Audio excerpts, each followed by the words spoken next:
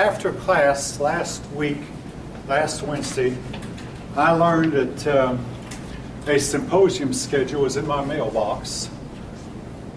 So on Thursday, I scanned it with my scanner at home and placed it on iCollege. Most of you probably did not know about it, but there's a symposium now every Thursday, I believe at 7 o'clock, at a nearby Methodist church. One of you saw the notice and attended. Regrettably, I'd like to say it during this class, I didn't know about it. Anyway, for those of you who checked iCollege, I posted on iCollege on Wednesday afternoon. If you missed the first two, the first one was on the 15th, and I did not know about that one. The next one was on the 22nd, and I didn't find out about that one until after your class. But there is going to be about 5 or 6 more symposiums between now and March 5th. And the schedule ends March 5th. Whether they'll post a new schedule or not, I don't know. Anyway, the pass and test is Wednesday, and yes. Okay, so I'm looking at the thing right now. There's like a bunch of different ones that we can go to. Yeah. Can we go to just one and get all the credit, or You have to go to if you go to one, you get 2 points added, up to 10 points. You have to go to 5 to get 10 points added. Okay, so you can't go. You can go. You can pick and choose. Okay. Yeah, you go to one and get 2 points added to your final average, and believe me, in about 1/5 of the cases, that'll raise your grade by a letter. Get 4 points added, and almost half the cases that raises grade by a whole letter. So it does make a difference. Get 10 points added, that's certain to raise your grade by a letter. Except most of the students who attend them are A students anyway and don't need the points, but that's another issue. No, I don't mean, I don't want to discourage you from attending at all. They're really good. I would attend them myself, but I live so far away. So we go. I did attend 1 or 2 of them years ago, yes. We go and then we just like write an essay. You can write an essay, or you can do like one of your classmates that's already done. Get a teacher to sign that you were there. Okay. Yeah. Or write a report. I'd prefer reading the report. That way it's like I get the gist of it without having been there. But if you can get a teacher who's there to sign, and they expect, because a lot of teachers are doing this around the college, or giving extra credit to students who attend, so the teacher in charge expects that you'll ask her to sign that to show that you were in fact there. So that way you save yourself from having to write a report. Again, all this is on the syllabus. There might be other symposiums located here on the campus, or even on a campus at Decatur, and if you don't want to go to Decatur, some of these things are posted online on streaming video, or they have been in the past. All right. Now, at the end of the class last time, there were about 2 or 3 things I did not say about Egypt that I should have. But well, first of all, are there any questions? Okay, as far as I know, I left off the part about the Book of the Dead. Very important.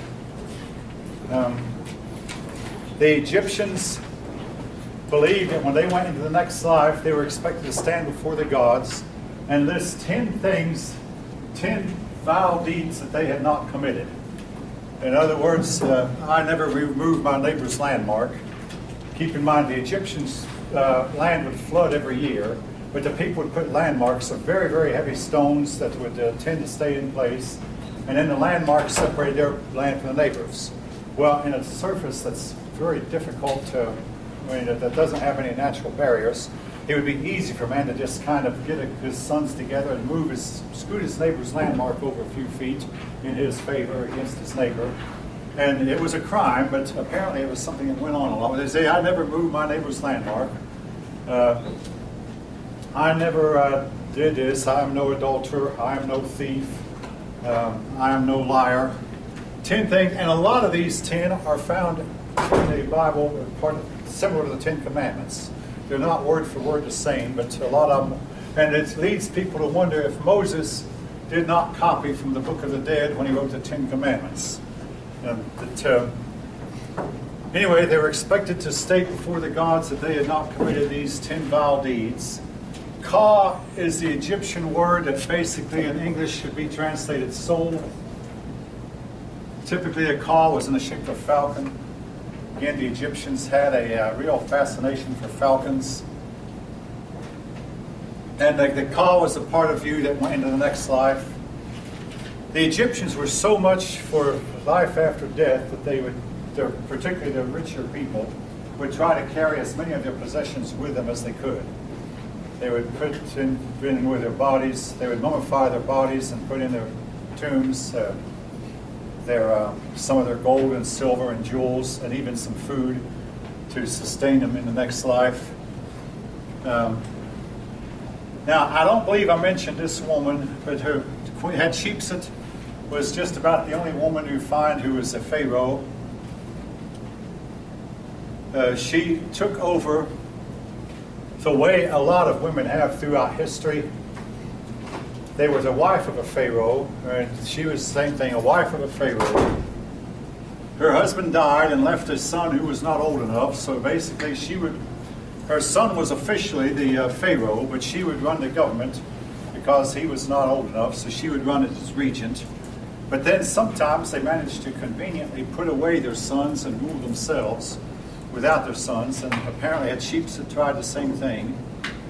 When she died, her son, though, tried to obliterate her memory by throwing all of her references in the garbage heap, and we found a remarkably good statue of her in a garbage heap. It was a life-size and painted, with the paint still intact because in Egypt's dry climate, things preserve very well. And they tried to completely obliterate and erase her memory and act like she never had been a pharaoh. Again, this was the way Egyptians are known to have kept their history.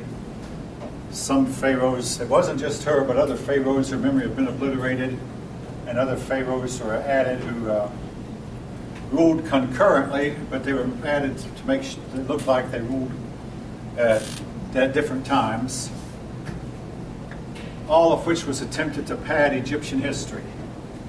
All right. Three things, as far as I know, I did not mention to this class, but I want to mention now. Yes? Can you explain once more the Ka soul? The Ka, that was the part of you that lived on after your body died. The soul. In other words, that was what went into the next life. The Egyptians depicted the Ka as a falcon with a bright light around it, that would go into the next life, and they would recite these passages from the Book of the Dead, 10 things that they were to memorize in this life and carry with them to the next, and saying, I have not done this vile deed, I have not done that vile deed, hoping to make themselves worthy to enter a happy afterlife. All right, three things I need to pick up on Egyptian history that I left off. All right. Now, back to Israel.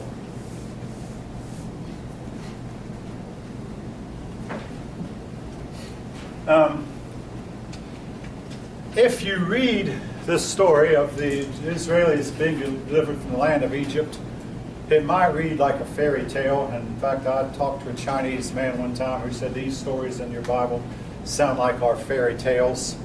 I want to remind you, folks, every ancient society begins its history with stories that today we call fairy tales. And either they were prone to exaggerate, I mean, you can believe what you want to, or there were some things going on back then that are not going on now, that we don't see happening now, but that they saw happening then.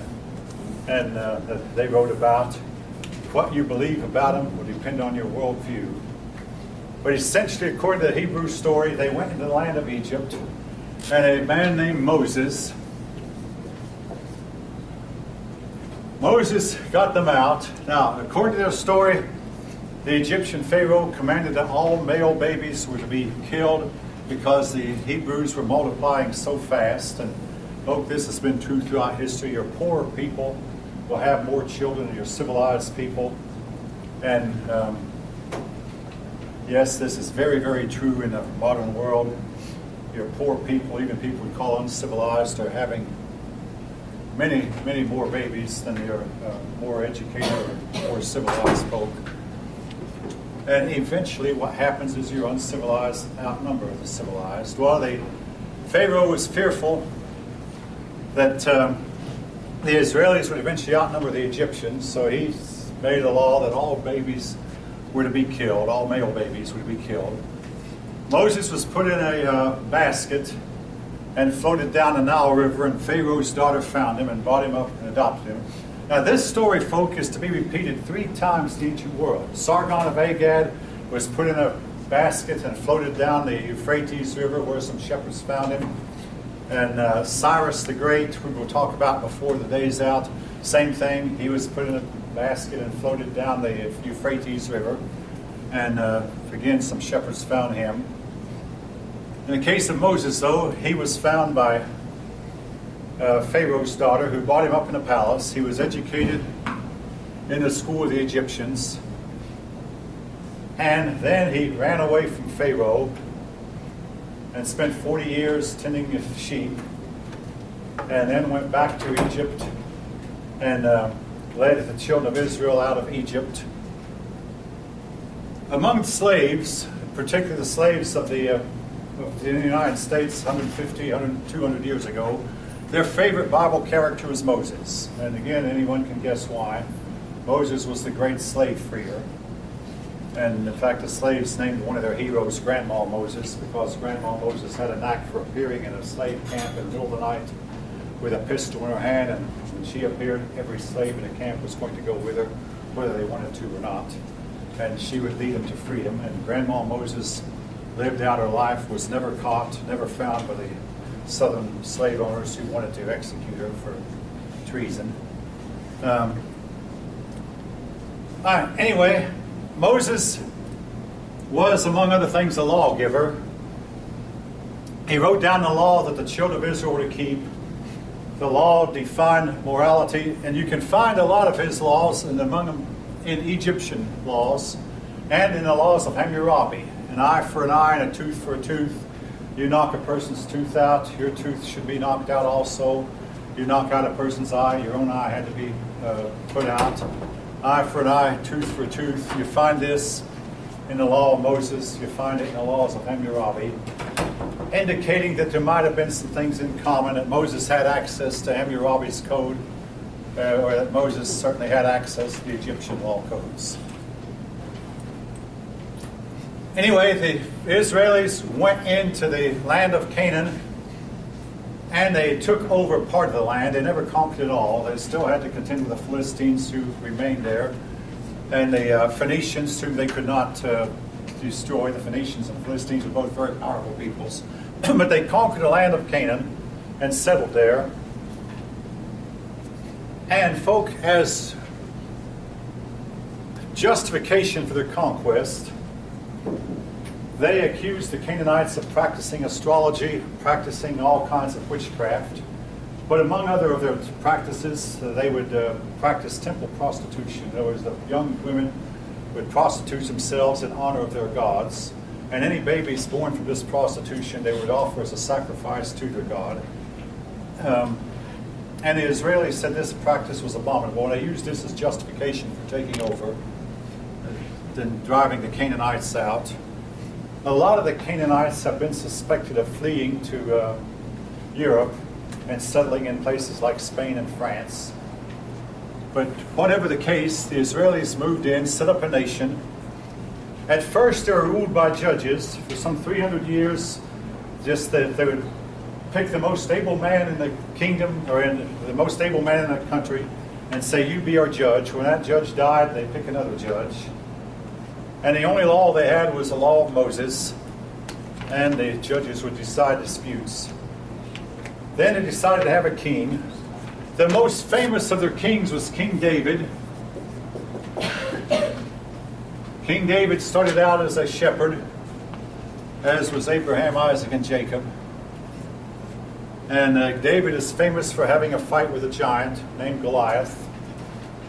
Again, folk, I have to state, giant stories are found all over the ancient world.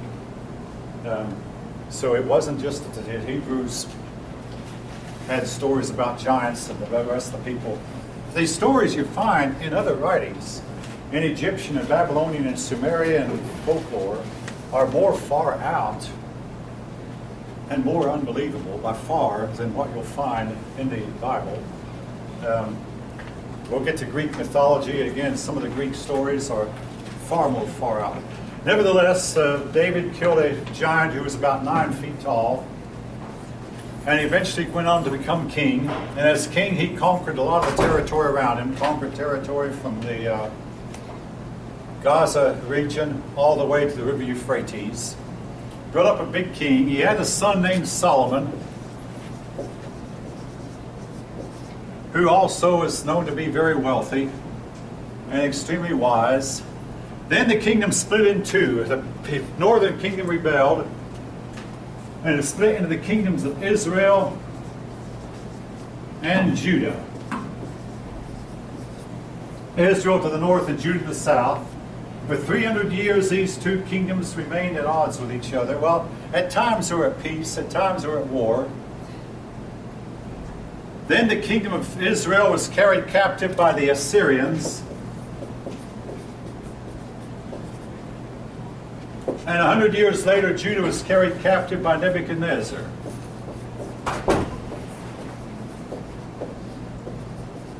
Nebuchadnezzar of Babylon.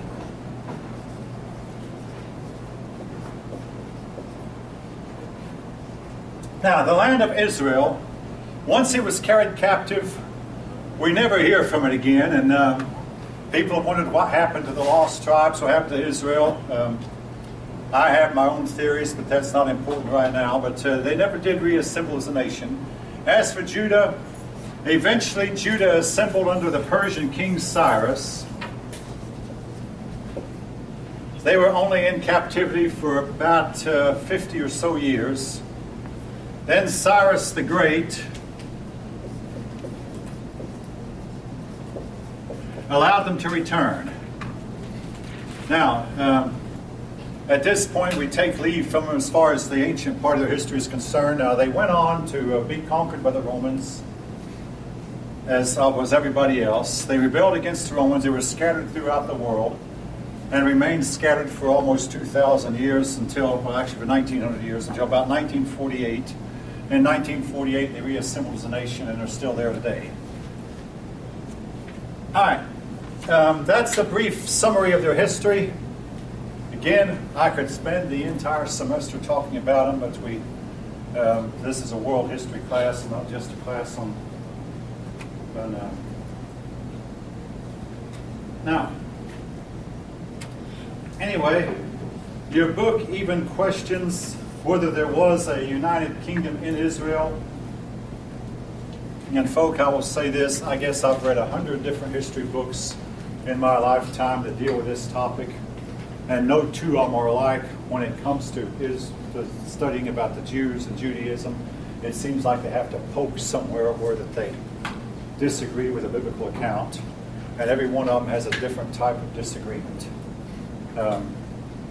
I read recently that it's believed that Abraham did not even exist. There have been persons who said that Moses could not have written down the law because writing had not been invented at that time. Then we found out, hey, writing had been invented long, long before Moses' day. They questioned who was a Pharaoh of the Exodus, and there were about 3 or 4 good candidates. You're looking for a Pharaoh whose oldest son died. And then they say that the plagues do not exist, the plagues that are told about in the Bible. Here's the problem with that. Egyptian chronology is known to be distorted. I won't write this down, I won't go to it, but the Tel El Amarna letters describe at least 6 of the 10 plagues. One problem, the Tel El Amarna letters are dated some 500 or 600 years before the biblical account of the Exodus. But again, if you ignore the way Egyptians kept their history, and place these letters, having been written at the time of the plagues, 6 of the 10 plagues at least show up in the letters. Did any of you happen to see the movie Exodus that came out recently? One person in my other class did, but they deal with it. The maker of the movie dealt with this topic. Anyway, different authors would make a different poke at trying to discredit or undo something that is said in the biblical account.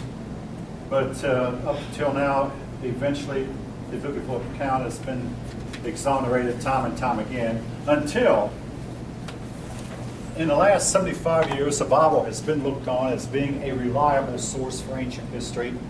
You might wonder, how can it be reliable? Well, when you compare it again with other sources we have for the period, it has far less mythology than the Babylonians, the Sumerians, the Assyrians, the Greeks, and the Romans had. Stories that maybe seem far-fetched but are far more believable than the stories of these others. And it's known that the ancients deliberately distorted their history. So the Bible is as accurate and reliable as any other book at the time, and possibly even more so. All right, now, their biggest contribution was their belief in monotheism.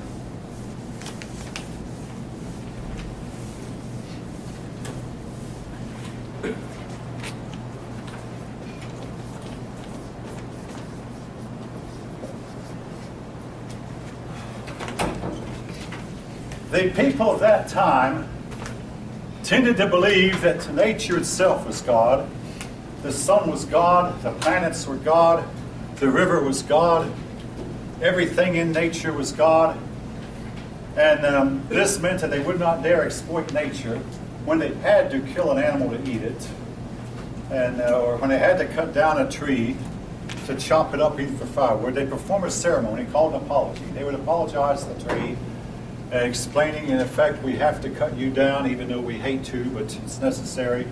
Again, all this was designed to appease the anger of the gods, who might otherwise be angry with them for chopping down a tree. It gave them a closeness to nature, an affinity with nature. And yes, I had a graduate professor at UT, Dr. Bing by name, who said maybe we in the modern world are missing something because they were closer to nature than we are. But it gave them and it also meant that they would not exploit nature. They were careful to not chop down too many trees, to not clear away too much land, and really careful about the use of natural resources. That almost reminds you of the modern green movement. They didn't seem to have a problem with air pollution, water pollution, maybe because they didn't have enough population, but also they didn't have they had a belief that nature was itself God. Well, along came the Hebrews, and they said, no, nature is not God. And in fact, God does not even live in nature. That God created nature, yes, but He transcends nature. He maintains a separate existence from nature. And you might not can appreciate how important this belief was. But folk, I personally think that without the monotheism that the Jewish people gave us, we would not have the modern technological world that we do have. Without it, there would not be the belief in the regularity and order in the universe, which is essential if we're to make devices like cell phones, automobiles. I mean, we believe if you put together two automobiles alike, they're going to perform alike. They're going to behave alike. They'll both work. And they work because of natural laws. And if you go out whenever your class is over and try to start your car and it won't start, it is highly unlikely any of you will offer a sacrifice to try to appease the God of the car to get the car running again. But this is a way that our distant ancestors would have acted if one of their mystical devices suddenly stopped working. They would have looked on their cars as being mystical devices, not mechanical devices. I mean, this remote controller here, they would think of as being a mystical device. Your cell phone, they would think of as being a magical device. And if your cell phone quits, again, none of you are likely to go perform some kind of a ceremony, some ritual to get the spirit of a cell phone revived again. But this was the way that the people at that time behaved. And needless to say, folks, they did not make anything that we would call significant technological progress. They did not believe that the universe had enough regularity and order about it. Now, folks, there are still some things about our universe that are a little bit irregular and disorderly. Weather forecasting. When I was a kid, they told us the weatherman is right when forecasting tomorrow's weather 6 times out of 7. But he'll be more right if we could just get some satellites in orbit and make better computers. So today we've spent billions of dollars on weather satellites. We've spent millions of dollars on computers. And a weatherman can only forecast tomorrow's weather 6 times right out of 7. Weather forecasting is not much more accurate than it was when I was a kid. Oh, but we have the devices. Yes, but the weather seems at times to do what it wants to do without regard to our science. And you know what I'm talking about. And, we have the science on it. Hey, I'm not saying weather forecasting isn't science. It's just simply not an accurate science. And we don't always know why. There are forces at work that we still have not figured out. Now, maybe someday we'll get better at it. But again, the ancients, notice the weather and thought that this is the way God behaves. He, the weather, the storm, has a mind of his own and he does what he pleases. That is the weather god. Whether it be Thor or Enki, god of storms, Jupiter, god of lightning, Zeus, again, god of lightning. He has a mind of his own and he will do what he wants to, just like they would believe that their automobiles, any mystical device would have a mind of his own and he does what he wants to do. Basically, just simply tell your automobile, hey, you go wherever you want to go. You're in charge anyway. In the old days, folk of the horses, you could do that. You get in a horse and essentially just let the horse run and he'd run you back home without you guiding. He knows the way. The old Christmas song, the horse knows the way to carry the sleigh through the white and drifting snow. And someday we're going to have cars and all you do is dial where you want to go and your car will take you there. That's coming on us pretty fast, by the way. When I was 9 years old, we had a 4th grade teacher who talked about that. And she believed it was becoming faster than it has. Well, 50 years have gone by. We almost have that technology now. Again, all these devices we have would not be possible, I don't think, without a belief that there's a certain amount of regularity and order, at least in some parts of the universe. Some things. And some things we still can't predict. Like, I have no idea what kind of scores you'll make on your test Wednesday. But I do know this. The fact that most of you have been in the same class, heard the same teacher, does not mean you're going to make the same grade.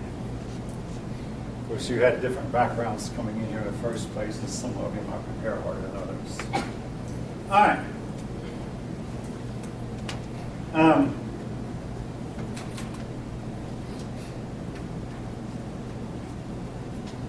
Monotheism was copied later by Christianity and influenced Islam that was to come even later. There was a connection here between religion and morality that you did not have in the ancient world up to that time. Now, I've read many an article by atheistic writers who say that we don't want religion, but we do want morality, and they're upset that morality was hijacked by religion. And they're saying, hey, we can have a moral standard without religion. Well, the Hebrews said without God, there's no basis for a moral standard. And everybody can decide his own moral standard. So if somebody decides, hey, because I'm poor, I have a right to steal the food I need, so he'll go out and do it. A lot of people are, because this man is known to be crooked, I have a right to steal from him, so we'll go out and proceed to do it. Again, if each person makes his own morality, who's to say what's right or wrong?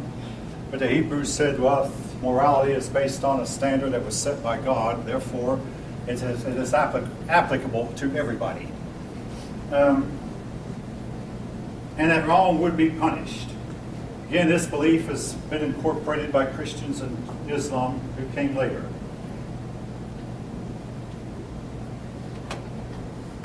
All right. Any questions? Believe me, folks, there's a lot more I could say about this, but I must move on. Anybody have any questions, comments? I hear a little bit of rumble. Okay, it stops. All right, moving on. New empires. Assyria. Now, I've already mentioned Assyria a couple times.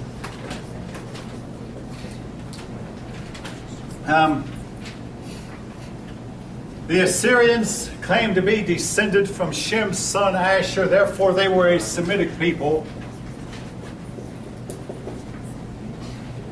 And they were known, among other things, to be extremely cruel. They were the ones who carried the northern kingdom of Israel captive. They lived in a wide open plain where they were invaded often. So they quickly in life learned the meaning of fear. They learned how to manage and handle fear, but they became a very strong people militarily, in part because of the use of iron. Now, I already mentioned how the Hittites were the first to use iron, but the Assyrians took it up. An iron sword is better to fight with than a sword made out of copper or bronze. And again, I mean, if you know anything about metals, as you get a man fighting with an iron sword against a man fighting with a bronze sword, the one with the iron sword is far more likely to win because the iron sword will probably cut the bronze sword in two and leave the man holding the bronze sword defenseless. But also it was their chariots. Their chariots of iron would have wheels that would sharp as knives, and the wheels would cut the army, cut defensive soldiers into shreds as the chariots rode over the armies of the people who they were fighting against. So they had chariots of iron. They had iron weapons. And they made an empire that stretched over a lot of the region, the northern Tigris-Euphrates region, or the region between the Black Sea and the Caspian Sea. Again, that might not help you much, but if you look on the map on page 31, that map is actually the Persian Empire, but the Assyrian Empire is that region between the Black and Caspian Seas, and their empire extended down. They conquered, among other things, they conquered Israel. They started to conquer Judah. They encamped around the city of Jerusalem, but some pestilence hit their army and forced them to go back home. Herodotus, in describing the incident, says that rats came during the night and ate the bowstrings of their archers, and with their bowstrings broken into pieces, they could not continue fighting. But anyway, they left for whatever reason. The biblical account is that a pestilence broke out in the camp, or actually, put it the way the Bible puts it, an angel came down and smoked the army of the Assyrians, and when they woke up in the morning, they found mostly dead corpses, so they had to leave the Jerusalem. The Assyrians were not able to conquer Judah at this time. Judah was conquered 100 years later by King Nebuchadnezzar. Now, one reason I personally have an affinity with the Assyrians, I've done some research on them. The Assyrians still exist today. You might have been told otherwise, but there are about 10 million Assyrians today. They live in a region of northern Iraq, and they remained Christian. They converted to Christianity and never converted to Islam. 5 million of them live in northern Iraq. The other 5 million are scattered all over the earth. And from time to time, you'll hear about them. Now, regretfully, 30 years ago, there was an Assyrian terrorist group, but they were put down rather fast. But they still are around, and they may eventually figure in. I mean, as long as Iraq is making news, you might hear about them. They live among the Kurds. The Kurds you hear about a lot. The Assyrians you don't. A lot of people believe the Assyrians are extinct. Well, they are not. They are still around. And hope to figure in someday into in the world scene. Their attempts to reform a nation have failed. Eventually, what happened to them? The Egyptians and Babylonians and Persians got together and overcame the Assyrians. The Assyrians simply were not able to overcome Egypt, Babylon, and Syria. And the Assyrians then largely disappeared from the records. But they insist that they're around. Their attempts to reform a nation have never come to fruition. Like the Lapps, the Kurds, the Armenians. Well, the Armenians now have a homeland, but these people are people without a homeland. I mean, there are people called Lapps who live in Finland, but they don't have a homeland. But they someday might. The Assyrians live in northern Iraq and eastern Turkey. they don't now have a homeland. They consider themselves the original inhabitants of the land, like the American Indians. They're what they call the indigenous or original inhabitants of that part of the world. All right, anyway, I'll take my leave from Assyria for a while, move on to Persia.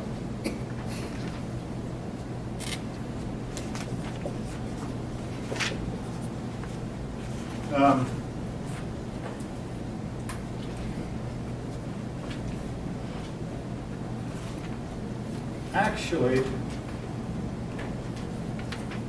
before again to Persia, I don't even think your book mentions them. No, that's a shame. But there was an empire in between here called the Neo-Babylonian Empire. I must mention it, though, because I already have. The Neo-Babylonian Empire. Excuse me? Yeah. Persian Empire is on page 33. Page 33. Yeah, it has a little Persian. All right, all right. I don't see it in my book. What book do you have? Oh, it's the same one.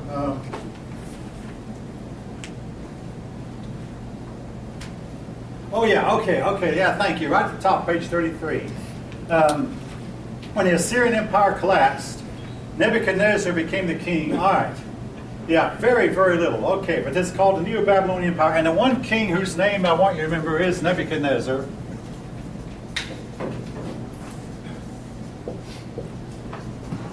He's the one who conquered Judea and carried the Judeans captive. Now, on a personal note, I mean, I graduated with a master's degree without writing a thesis, but I started to write a thesis, and my thesis was going to be the Neo-Babylonian Empire.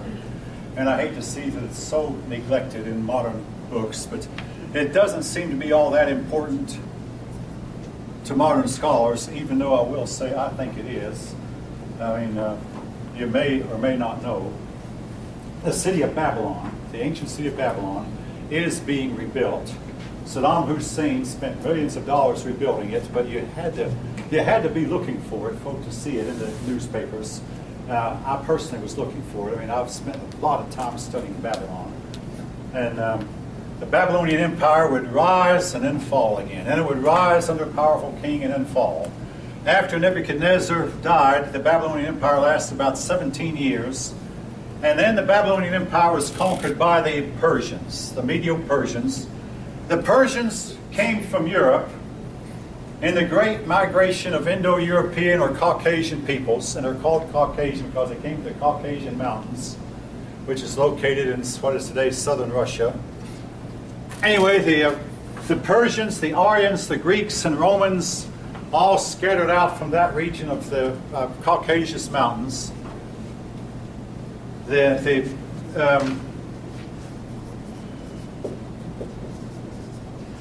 most famous of the Persian kings was Cyrus, again, whom I've already mentioned. According to the story, Cyrus was a Persian. All right, folk in those days, you became what your father was. You know, your father was a Persian, you become a Persian. Well, there were two groups of people who were somewhat confederate, the Medes and the Persians. The Medes were considered more powerful, so they had the king. So the king was a Median. Except the king, in this case, they had a king who didn't have any sons, only had a daughter. This king's daughter married a Persian man, and a prophet came in, a soothsayer said, this king's daughter is going to, your grandson is going to rule, and he's going to make the Persians more prominent than the Medes. So the old king had Cyrus, young baby Cyrus, put in a basket and floated down a river. And some shepherds found him, and they began to look for his origin. Where did you come from? And eventually they realized he was the king who had been floated down the river. Well, Cyrus, having grown up among the shepherds, learned gentleness and kindness, supposedly, that he would not have learned growing up in a king's palace, where he'd have learned authority and cruelty. Eventually he went back to his father's palace, the head of a great army, and he overthrew his grandfather. I said father. He overthrew his grandfather, who is still alive. But according to many accounts, he was such a good man that instead of killing his grandfather, he told grandfather, you can have free run of the palace. You can leave if you want to. You can stay here, but I'm the king now. And the old king lived to be 104 years old. Now there is another account that Cyrus had him banished, but in no case does it seem Cyrus had the old king killed. Anyway, Cyrus took over, and one of his first acts upon taking over was to allow all conquered peoples in his realm to return to their homelands. Now, here's the significance of it. The Assyrians and Babylonians, in order to subjugate a people, they would carry off the upper classes away and settle them to some distant land in order to keep them from rebelling.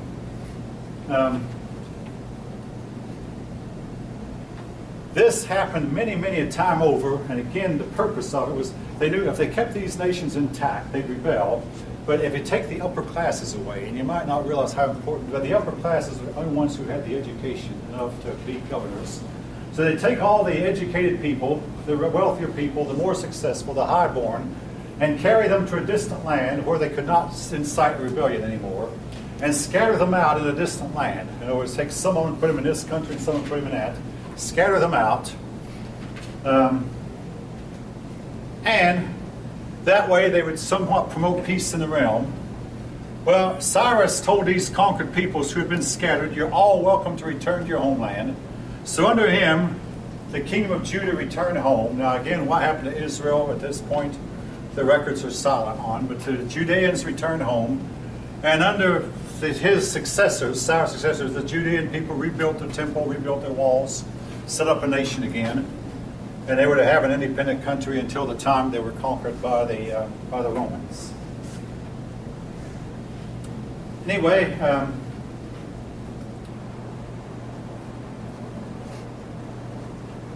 Cyrus, now having not grown up in a palace, and again, I don't know of how much this had to do with it, but of course, being a member of royalty, once he was found out as royalty, he married royalty, and apparently he married a woman who had grown up in royalty and who felt like she knew more than he did.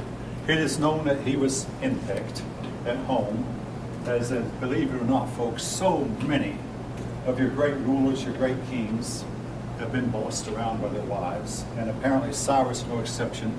Cyrus's wife told him, hey, you're a great king, you're the king of the biggest empire in the world, and you should go out and conquer.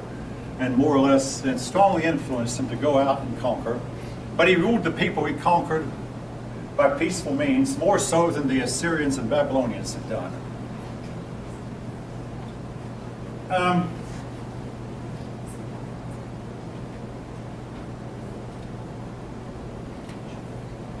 Anyway, he was very highly regarded by his contemporaries. The prophet Isaiah among the Hebrews had a whole lot of good to say about him. The Hebrew writer Ezra, again, had a lot to say about him. This is the only one of the Persian kings I'm going to name. Now, hey, believe me, I could name a bunch more. But Cyrus's grandfather's name was Ashtiagish, and we don't know how that name was actually pronounced. And then there came Cambyses and Artaxerxes, Artaxerxes II, Artaxerxes III, Darius I, Darius II, Darius III. Now later we're going to learn another name, Darius III. Darius III had the misfortune of opposing Alexander the Great and losing, but that comes later. But for the moment, remember Cyrus.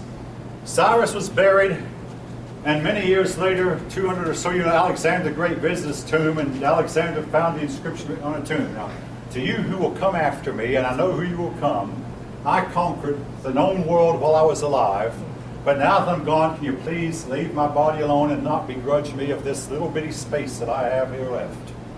Alexander saw it and left it alone. Yeah, eventually, Cyrus's tomb was opened and was found to be empty. Somewhere along the way, somebody must have broken in and robbed the tomb. Whatever. But that's a little bit of historical trivia I thought I'd throw in. Anyway, Persian religion.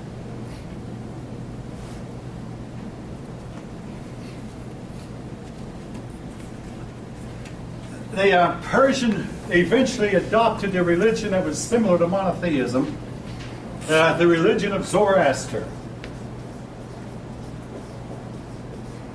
If you happen to look at what I've posted online, and I really don't think I'm going to teach from, but there'll probably be a couple questions about my comparative religions. Some of these religions, folk that man have had no founder, but in the case of the Persian religion, it's called Zoroastrianism because of the founder Zoroaster. I did some research on it a few years ago, and now they're saying that perhaps Zoroaster didn't even exist. Then if he did exist, when did he live? Well, he might have lived as long ago as 1000 BCE, or as recently as 500 BCE. The fact is, we almost know nothing about him, except if he existed at all, he was a great, wise teacher. And his religion was eventually taken up by the Persian kings, and was taken up by the Persian kings. It almost was monotheistic. Their main god, Ahura Mazda. Now, in the biblical book of Esther, there's a story about a Jewish queen named Esther who became the wife of a Persian king. And some folk believe that if you can actually believe this story, it would explain why the Persian royal family eventually became monotheistic. A lot of times, people would get their religious views from their mothers, or the mother controls the religious beliefs of the children, more so than the father, who might be too busy or whatever. And folk, I'm going to interject here something else. In the modern day world, Islam is scared to death that they're going to lose their women. And when they lose their women, the religion dies. Purely and simply. But anyway, it's believed that Queen Esther might have influenced them. But anyway, their religion had a lot in common with Judaism, in that it became associated with morality. So Persian boys were taught two things: to handle the lance in self-defense, defense of your country, handle the lance, and speak the truth. Now, Zoroaster taught that the universe involved a big conflict between good and evil, and goodness and evil were evenly balanced to where neither side could win, except at the end of time, good would finally triumph. But it was our duty as human beings to side with the good and remain with the good as much as was possible, and try to influence the eventual inevitable outcome of the triumph of good over evil. And again, a lot of that sounds like Christianity that was to come later. You had a free will, and very important, and you had the power to choose between right and wrong.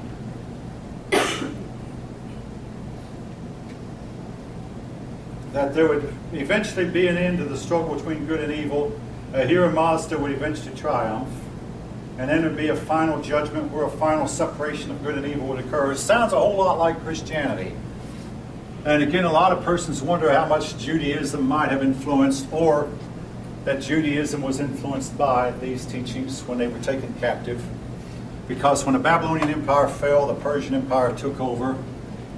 Some people believe that Judaism got their ideas from there, even though now we know that a lot of Hebrew writings are much, much older than the captivity.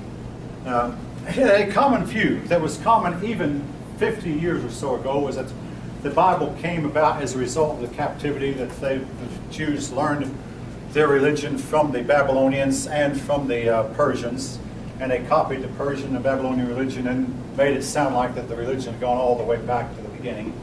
Now we know that a lot of the Jewish religion was practiced long before the captivity.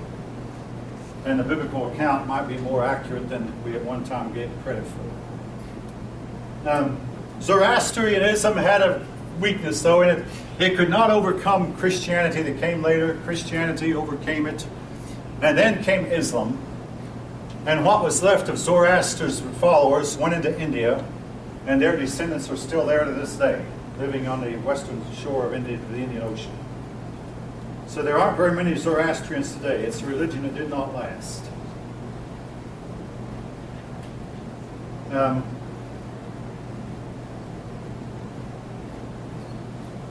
right.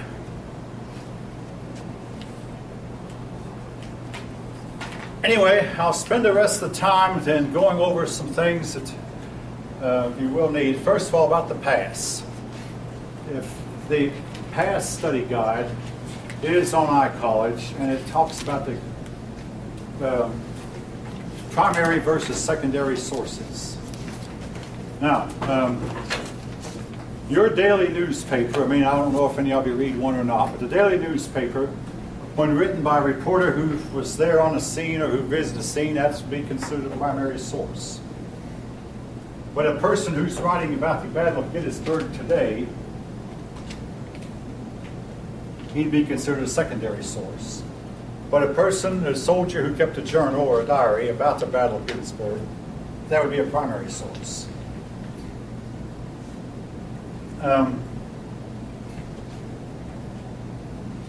Primary sources, generally written by eyewitness observers who observed the event, wrote about it.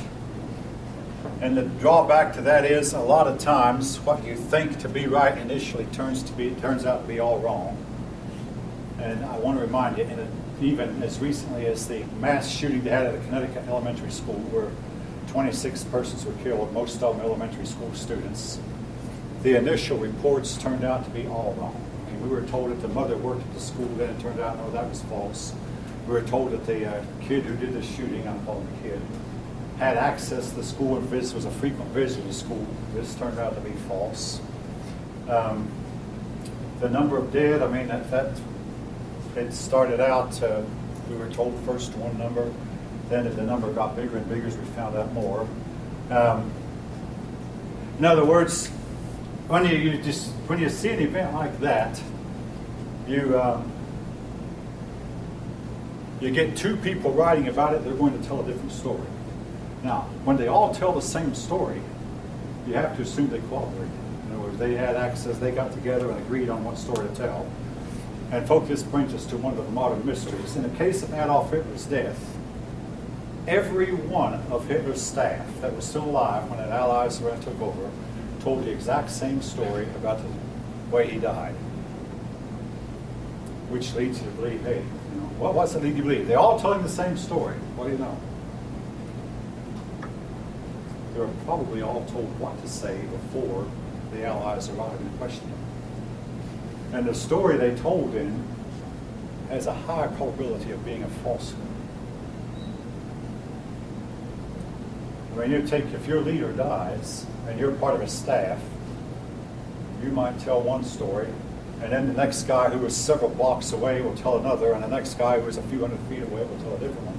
When everybody tells the same one, they were told what to say before the Allies arrived to question them. Highly likely. In the case of John Kennedy's death, oh my, there was some 200 books written about that, and folk once said that the shots were fired from a sewer, but then it was found out that if you actually get into that sewer, you could not see the president from the sewer that supposedly were fired from. I mean, there's a story that there was somebody fired from the grassy knoll. Again, the photographs that show anything in the grassy knoll are all blurry and inconclusive. They can't get a definitive, really good picture. A lot of persons heard shots. Well, again, when you have shots fired from a bunch of skyscrapers, because the way sound reflects, well, nobody can tell where the shots come from. But a lot of witnesses, oh, I know the shot came from this building. No, I heard that. The shot came from that building. You have all kinds of conflicting accounts. Again, that's the natural thing. That's the problem you have with primary sources. All right, leaving that.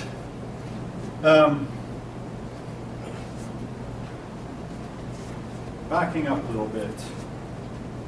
When I've used the word in this lecture, Semitic, what does the word Semite mean?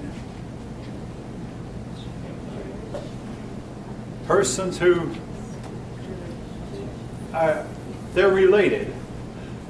According to tradition, they're persons who are descended from Shem, Noah's son Shem. That would be Abraham or the Jewish people, the Assyrians, the Babylonians, people generally living in the Middle East, the Arabians, all are Semitic people. The Phoenicians at least spoke a Semitic language.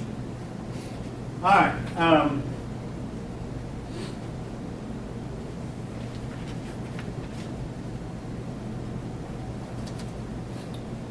When I've talked about Egyptian history, I talked about a cataract. Other than being something that sort of obscures your vision when you get old, what is a cataract? A what? Terrace. Yeah, it's a drop-off. Particularly, it's a terrace, and a river flowing in a region has cataracts, and Africa is such a region. They'll flow level for several miles and they'll suddenly drop off. It's a terraced situation. And the rivers in Africa, except for the Congo, have a lot of cataracts. Now,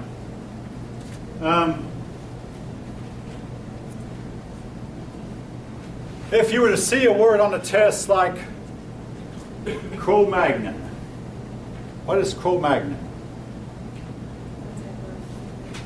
Type of human, very ancient human. We only know about him from the bones. Cro-Magnon.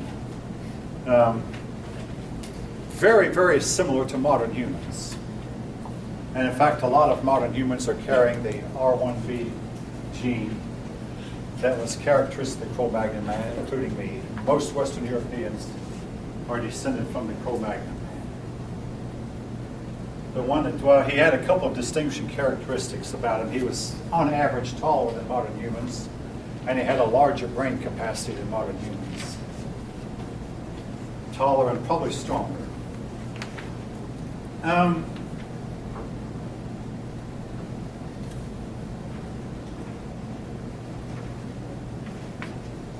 right, name about 4 or 5 things that a society must have in order to be considered civilized. When we say a society is civilized, it has what? What? Art? Laws. Oh, law. It has laws. Yes, it has laws. Very good. Very good. Language. Huh?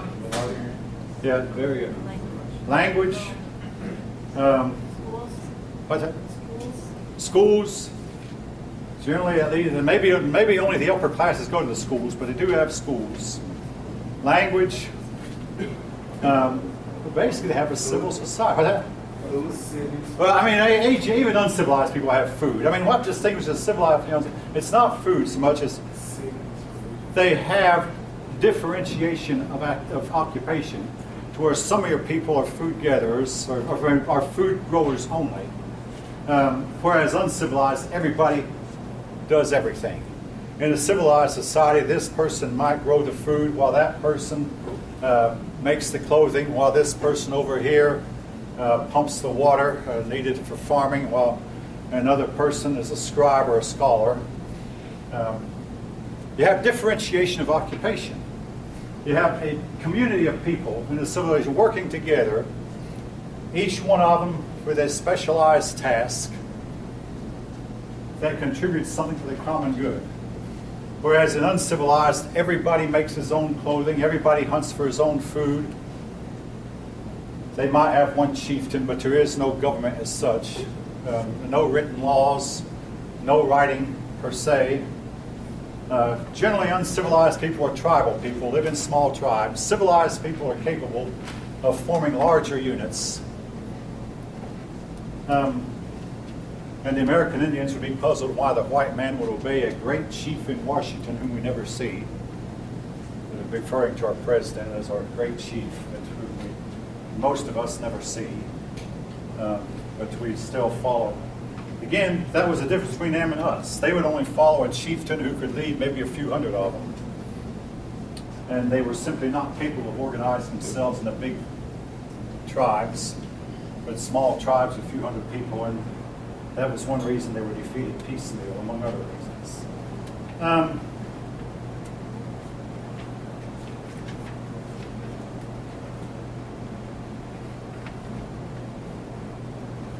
Babylonian writing, or let's say ancient Sumerian writing, is known as what kind of script? What's that? Cuneiform. Cuneiform. Now, as opposed to cuneiform, the Egyptian writing was known as hieroglyphics. Then came along another group of people who wrote with an alphabet, and they were the Phoenicians. And from them we get the word phonics. Phoenicians.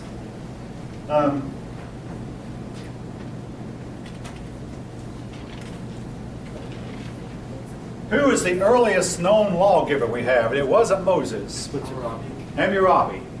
wrote down laws, and again, a lot of these laws that we find in the Hammurabi's laws were found their way into the law of Moses also.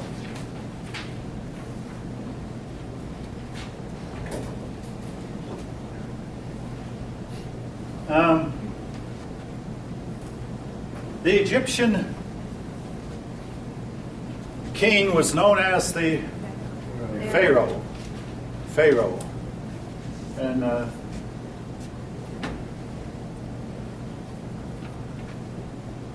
oh yes, something I must mention about the difference.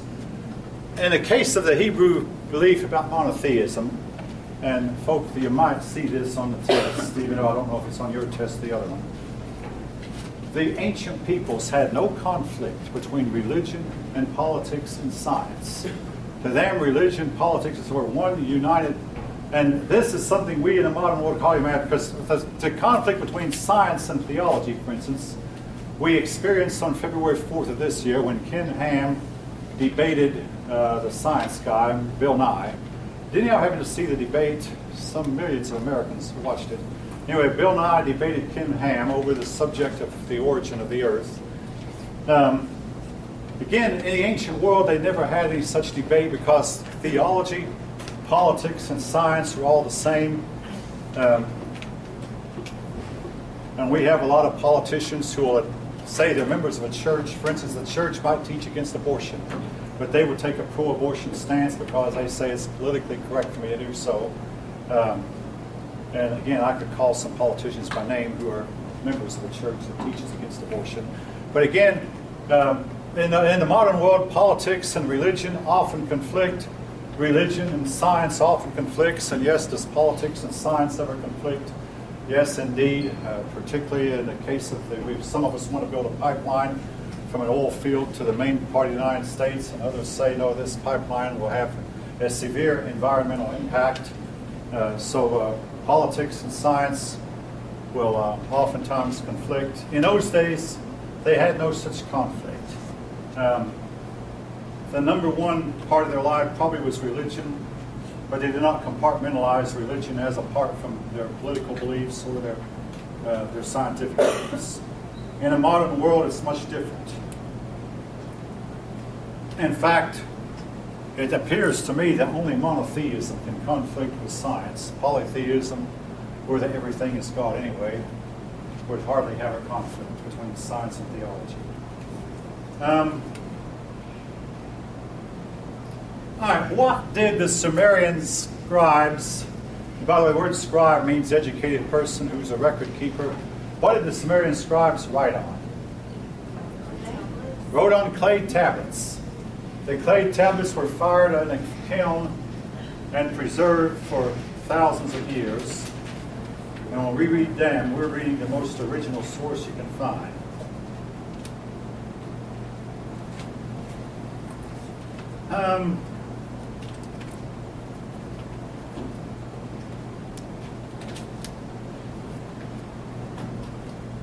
Now,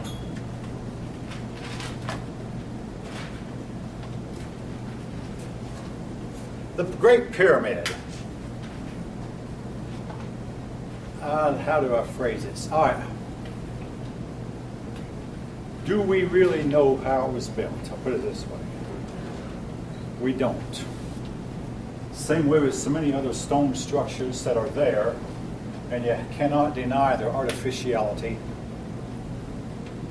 And the way that they would have moved is simply amazing. And we have no way of knowing how they built them, how they moved them.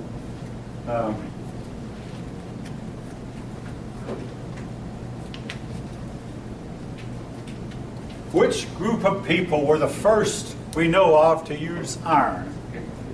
The Hittites. Then the Assyrians apparently took it up. The Hittites disappeared from history, and their names they're forgotten about, just like the Sumerians. The Hittites, the Sumerians, all disappeared from history. So did the Assyrians, except for there's a group of people who claim they are descended from the Assyrians, living in northern Iraq. What's the most famous ancient stone structure in England? the Stonehenge, and it was set up to apparently to be a what? A what? Wasn't it like a cemetery or something? That it might have been. It may have had a lot to do with astrology. Yeah, I mean, there are people buried there. Yeah, yeah. So it probably had religion. I mean, hey, let's face it, folk. In most country churches in our country today, they sit next to a cemetery. We often associate religion with the dead. Now here in a big city, you don't see that as much. But go out to the countryside and you'll see a church, and next to the church is a cemetery. Yeah, the Stonehenge.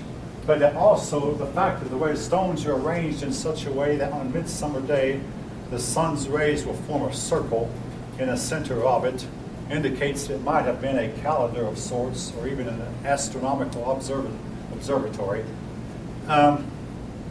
Folk, you might know how important astronomy was. Without astronomy, we'd not have a calendar. But astronomy is important for the farmer. He has to know what day, what month to plant. Now, without a calendar, my astronomer might look at a day like some of the days were last week. Hey, this is a nice warm day. I mean, never mind, it's January. I think I'll go out and start plowing my garden. They do that, next thing you know, a hard freeze hits and they're frostbitten, and everything of all the work they've done comes to nothing. You don't plant in this region before April 15th. Now, there are certain exceptions. I mean, it depends on the crop. But you plant according to the calendar. Purely and simply, you plant according to the calendar, and not according to what the weather is like right now. Again, having a calendar was extremely important. The Egyptians, and I didn't mention this, they would plant when they could see the dog star Sirius. Some accounts say that at one time Sirius was red. It isn't red today, but Sirius would disappear for a while as the sun rotated around. But then when they saw the dog star coming up in the night sky, okay, that's Sirius, now it's time to plant. And they eventually started worshiping Sirius as though Sirius were a god. That star might be pronounced Sirius also.